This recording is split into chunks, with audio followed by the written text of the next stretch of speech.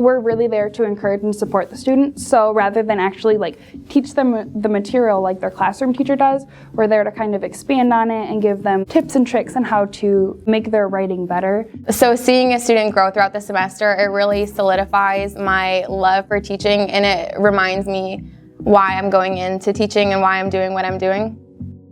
And to write in a way that's true to them, but it's also still improving their skills and their writing abilities.